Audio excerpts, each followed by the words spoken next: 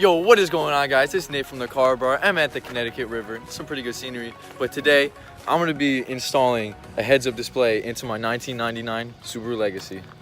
Let's get it. All right, so first time ever opening up the box. We have the actual display itself. All right, guys, so this is everything that comes in the box. The actual display itself, you have your cord, and you have your sticky pad. All right, let's get to installing. All right, so the way this works is you take this, put it on the sticky pad up here on the dash.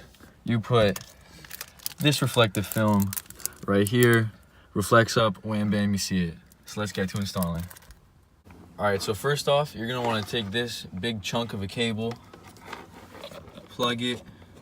It's usually somewhere under the steering wheel. Plug it nice and snug in there. You take the end of it, which is almost like a micro USB,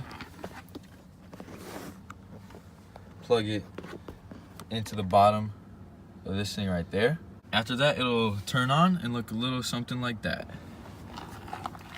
Then, what you're gonna wanna do is take the little sticky pad, take both sides off, and then slap bad boy right up there. I think of my reaction. Robbie, get your mans, yo.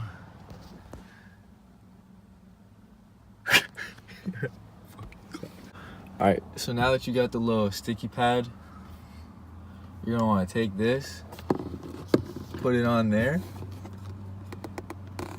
and then you can already see it's reflecting it a little bit, but this little piece right here is gonna go on it like that, and it's gonna reflect it nice and good. Yo, shut up, bro. So at the end, that's there, sticky tape is there, and that is your view.